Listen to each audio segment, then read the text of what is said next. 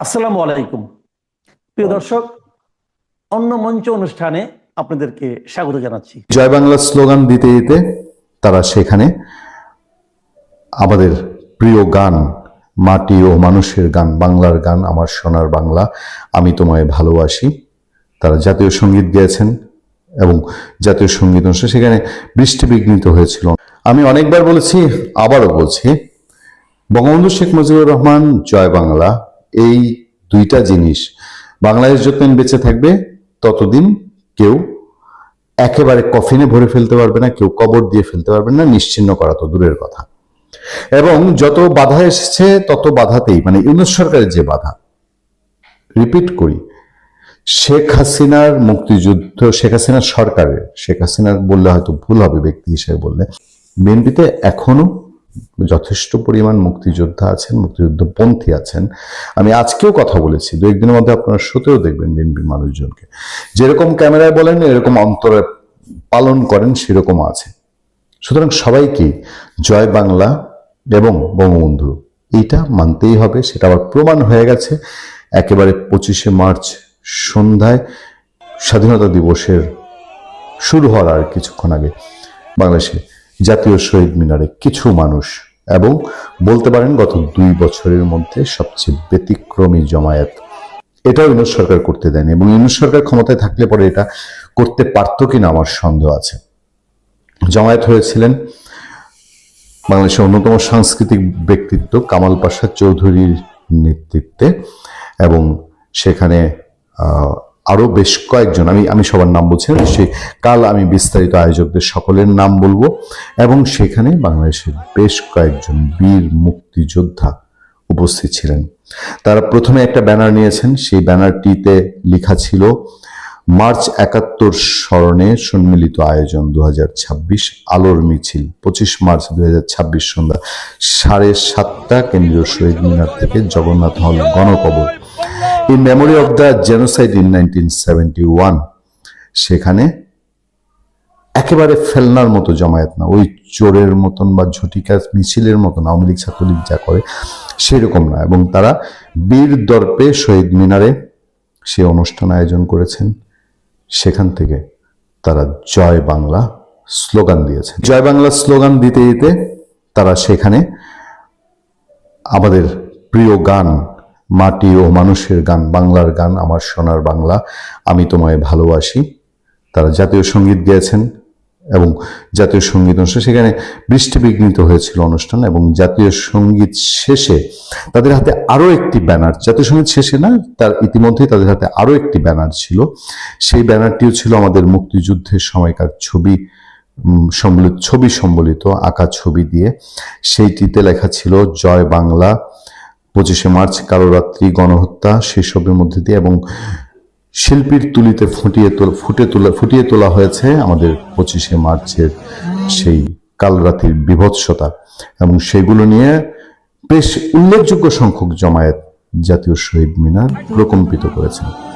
বাগড়া সেধেছে একটু পরে, এই সেখান থেকে আলোর মিছিল প্রজ্বলন, মোমবাতি প্রজ্বলন করে যাওয়ার কথা ছিল জগন্নাথ হলের সেই কুখ্যাত বদ্ধভূমিতে, যেখানে সেই 25শে মার্চ রাতে জগন্নাথ হলের নিরীহ মানুষজনকে হত্যা করা হয়েছিল। সেইখানের পথে রওনা দিয়েছিলেন এই সময়ের সাহসী মানুষগুলো, কিন্তু বৃষ্টি বিঘ্নিত সেই প্রোগ্রামটি বাস্তবায়ন করা যায়নি। তারা সেখানে না গিয়ে শহীদ মিনারের আশেপাশে যেখানে বৃষ্টি, প্রচন্ড মুষলধারে বৃষ্টি হচ্ছিল, ফলে মোমবাতি প্রজ্বলন করে যাওয়ার পরিস্থিতি ছিল না। তারপর যেখানে পারে আশ্রয় নেই। কিন্তু সেই পর্যায়ে নিজেকে ঢাকা বিশ্ববিদ্যালয়ের ছাত্র পরিচয় দিয়ে আবার এক কুলাঙ্গার সেখানে এসে উপস্থিত হয়, এবং উপস্থিত হয়ে আয়োজকদের এবং সেখানে অংশগ্রহণকারীদের কাউকে কাউকে সে অশ্লীল ভাষায় গালিগালাজ করে। এক পর্যায়ে একটি ব্যানার, সেই ব্যানারটি সে কেড়ে নেয়, ফেলে দেয়, এবং ব্যানারটিতে সে লাথি দেয়। সে বলার চেষ্টা করে আবার সেই পুরনো রূপ, সেই পুরনো বুলি, ফেসিবাদের দোসর, আওয়ামী লীগের, এখানে আওয়ামী লীগ পুনর্বাসনের চেষ্টা হচ্ছে, হ্যান তেন। এবং সে নিজেকে ঢাকা বিশ্ববিদ্যালয়ের ছাত্র পরিচয় দিয়েছে, এটাই সবচেয়ে দুঃখজনক। যাক, এই সিচুয়েশনে সেখানে অনুষ্ঠানের আয়োজক যারা তারা কেউ থেমে যাননি। এবং যেটা উল্লেখযোগ্য সেটা হচ্ছে এই 2 বছরের মধ্যে, মানে 5ই আগস্ট 2024 আওয়ামী লীগ সরকার যাওয়ার পর থেকে এই যে আরেক আগস্ট আসতে যাচ্ছে 2-3 মাস পরে, এর মধ্যে এ ধরনের বাংলাদেশে ইউনূস আমলে এই পরিবেশ ছিল না, এই ধরনের আয়োজন করা যায়নি, ছোটখাটো কোনো আয়োজনই করা যায়নি। এদের কেউই আওয়ামী লীগের লোক না, এবং বঙ্গবন্ধু শেখ মুজিবুর রহমান জয় বাংলা বলার জন্য আওয়ামী লীগ হতে হয় না। বাংলাদেশে আমাদের মাইন্ডসেটে আওয়ামী লীগের চাল চলন, আওয়ামী লীগের শাসন এই জায়গাটাই প্রবলেম করে দিয়ে গেছে যে জয় বাংলা মুক্তিযুদ্ধ যেন আওয়ামী লীগের, এটা যে বলবে তারাও আওয়ামী লীগের। কিন্তু জয় বাংলা মুক্তিযুদ্ধ যে আম জনতার, সেটা বিএনপির কোন কোন নেতা আমাদেরকে মাঝে মধ্যে স্মরণ করান। সেই জায়গাটায় আজকের এই প্রতিবাদ, এমনকি প্রতিবাদ না বলি আমরা, আমাদের এই কাল রাতে স্মরণে যে আয়োজন, সেই আয়োজন কি এই বার্তা দেয় যে যতই বাধা বিঘ্ন থাকুক, মুক্তিযুদ্ধ, মুক্তিযোদ্ধা, মুক্তিযুদ্ধের চেতনা এটা এই ঢাকা বিশ্ববিদ্যালয়ের প্রাণকেন্দ্র থেকেই জেগে উঠবে এবং জেগে উঠছে। মৌলভী সাহেবের তো ফতোয়ার অভাব নাই, এদের তো ফতোয়ার শেষ নাই। এরা যাহা, এরা মহাজ্ঞানী মহাজন, এরা যে পথে করিবে গমন তাহাই আমাদের স্মরণীয় করে রাখতে হবে, বরণীয় করতে হবে। যেমন ইসলাম কায়েমের জন্য এখন হিন্দু কৃষ্ণ নন্দীকে নমিনেশন দেয়, ইসলাম কায়েমের জন্য নারীকে তারা এখন রাতের 12টায় বাইরে থেকে বাইর করে ঘরে ঘরে পাঠায়, এখন যায়। কিন্তু আমরা শাহবাগের দিনের বেলায় যখন আন্দোলন করতাম সেটা ছিল হারাম আন্দোলন, কারণ ওই আন্দোলনটা তাদের বিরুদ্ধে ছিল।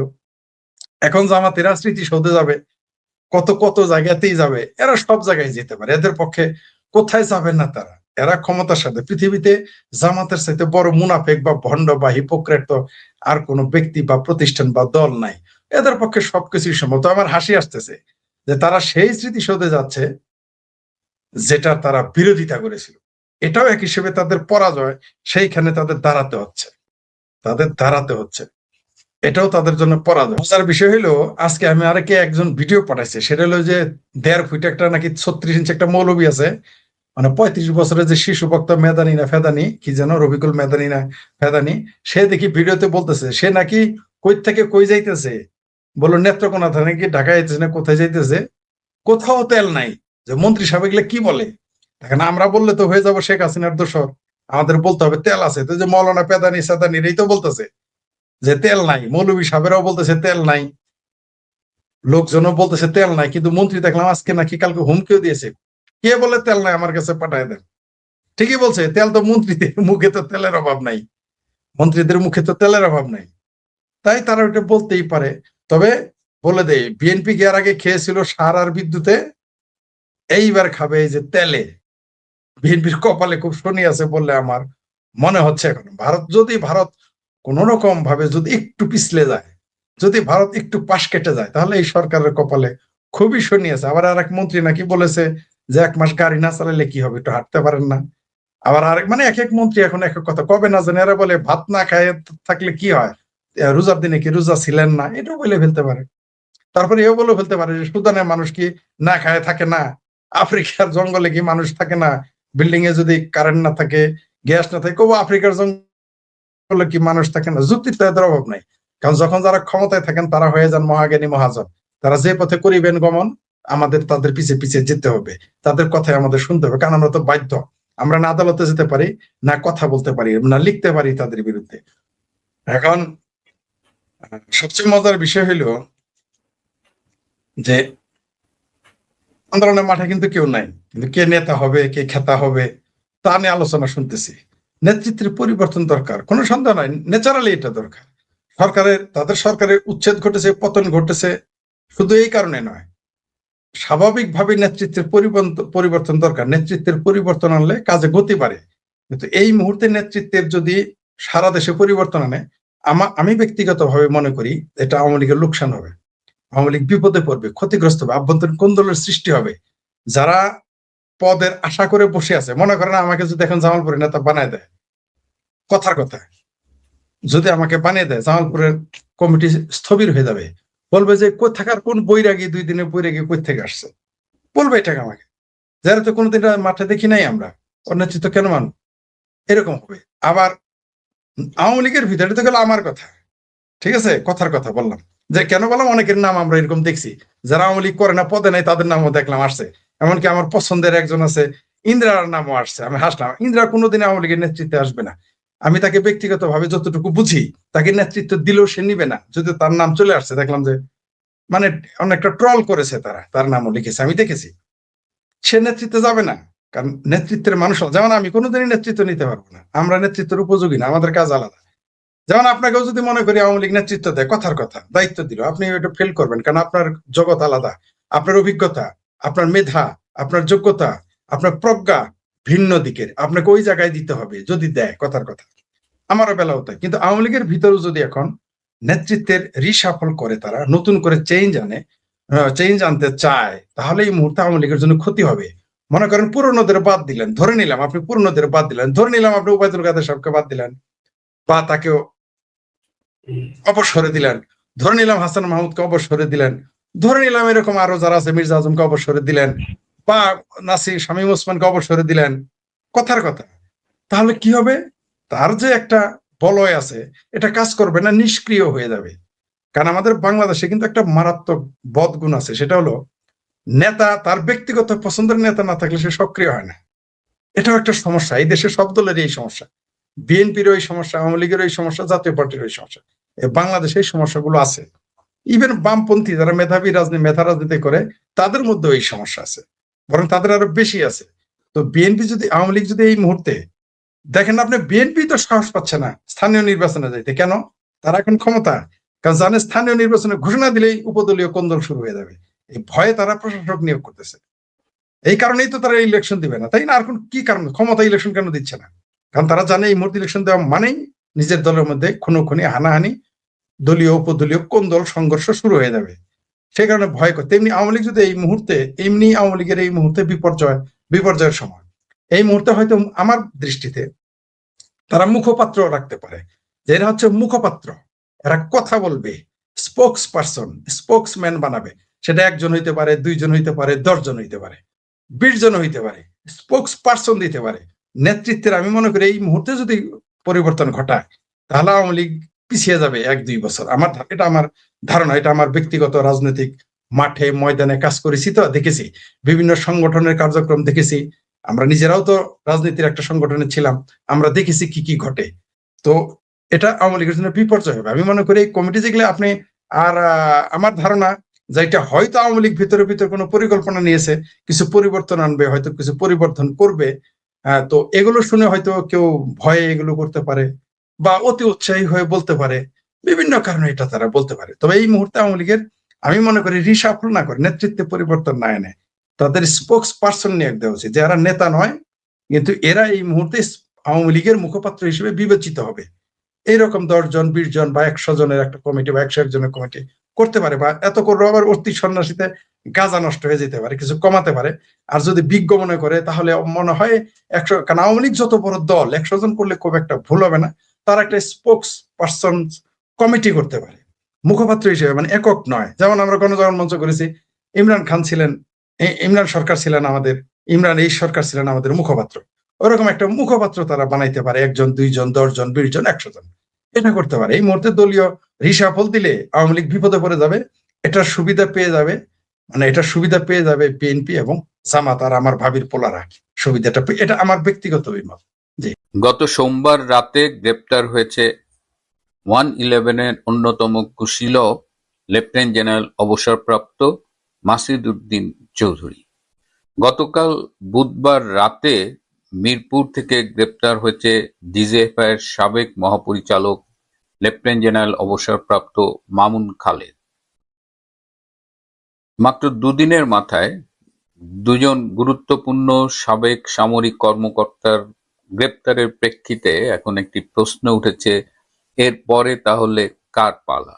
সে কি সাবেক সেনা প্রধান জেনারেল ইকবাল করিম ভূঁইয়া?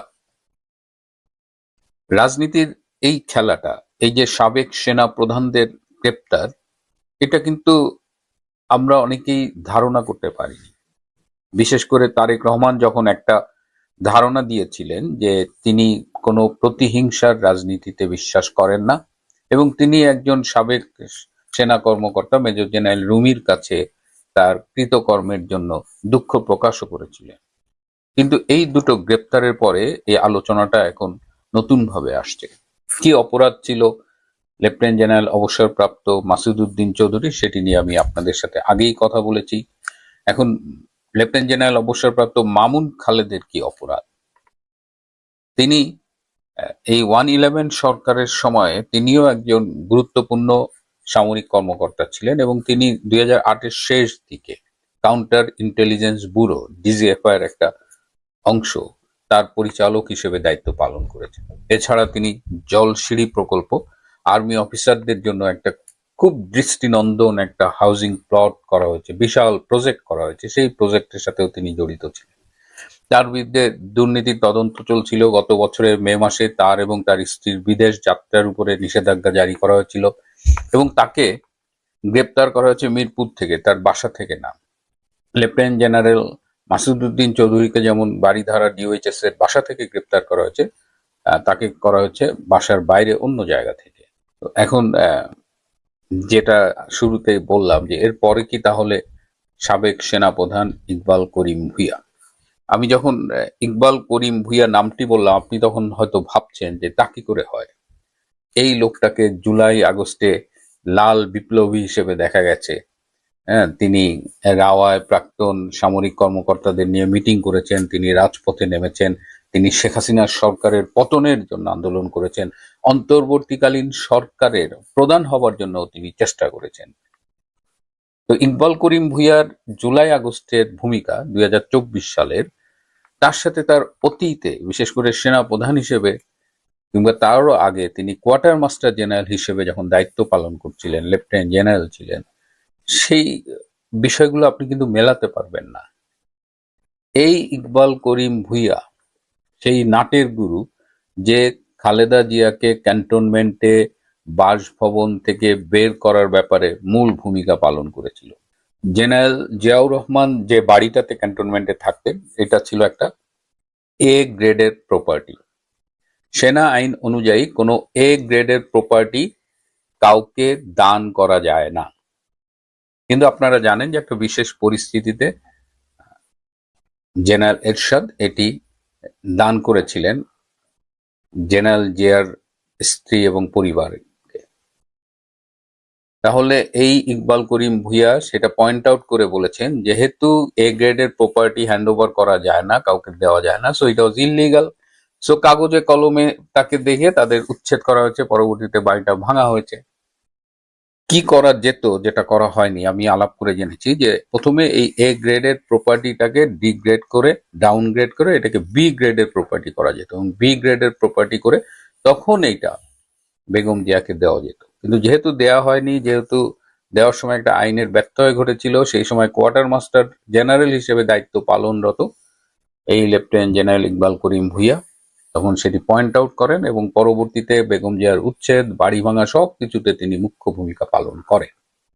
এবং বেগম জিয়ার এই বাড়ি যখন ভাঙা হয়, তার যখন উচ্ছেদ হয়, এই সব কিছু ভিডিও করেছিলেন একজন সেই সময় মেজর পদের সামরিক কর্মকর্তা। তাকে আপনারা চেনেন, ইউটিউবে নিউ ইয়র্ক থেকে খুব বড় বড় কথা বলে, আমাদের এক ছোট ভাই।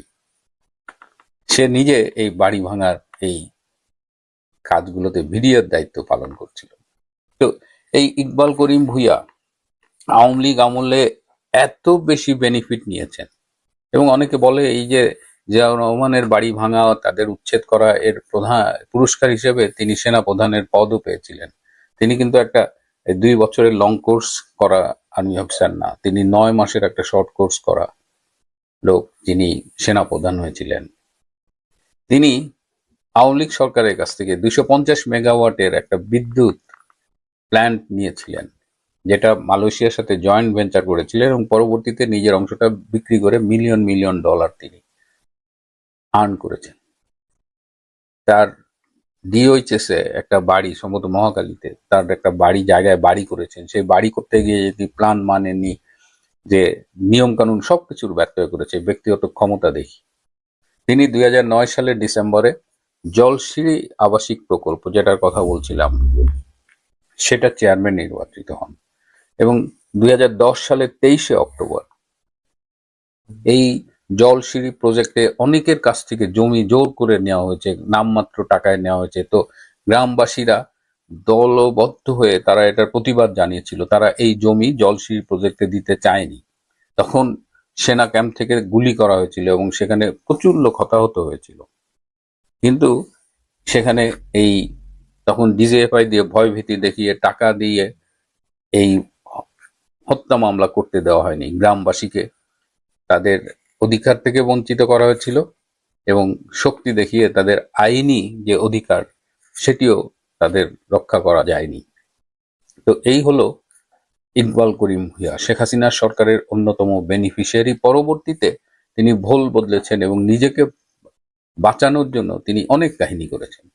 একজন সাবেক সেনাপ্রধান হওয়া সত্ত্বেও তিনি আইসিটিতে গিয়ে সেনাবাহিনীর কর্মকর্তাদের বিরুদ্ধে মিথ্যে সাক্ষী দিয়েছেন। সো এখন তার সেই আমলনামা ধরে টান পড়েছে এবং তিনি ব্যক্তিগতভাবে ভয়ে আছেন। তিনি আশঙ্কা করছেন যে কোনো সময় গ্রেপ্তার হতে পারেন। শুধু যে সেনা কর্মকর্তারাই গ্রেপ্তার হবে তা না, 111-এর সাথে জড়িত অনেক সুশীলও কিন্তু গ্রেপ্তারের তালিকায় রয়েছেন। সেই সময় যেসব সুশীল এই 111 সরকারের পালে হাওয়া দিয়েছিল তাদের দিকেও গোয়েন্দারা নজর রাখছে এবং কয়েকজন দেখলাম বেশ ভীত সন্ত্রস্ত এবং তারা বলছে যে আমরা কি অন্যায় কিছু করেছিলাম কিনা, তারা ভুলে গেছে। তাদের মধ্যে একজন, তিনি বিশেষ আতঙ্কে আছেন এবং তিনি, তাকে আমি নাম না বললেও আপনারা চিনবেন, তিনি জাতিকে বলেছিলেন যে শেখ হাসিনার সরকার $16 বিলিয়ন প্রতি বছর পাচার করেছে। এরকম একটা কাল্পনিক হিসাব দিয়েছিল, যেটা এই 15 বছরের হিসাব করলে অনেক টাকা হয়ে যায়। তো ন্যাচারালি তাকে অনেকে জিজ্ঞেস করেছিলেন যে আপনি এই ফিগারটা পেলেন কোথায়।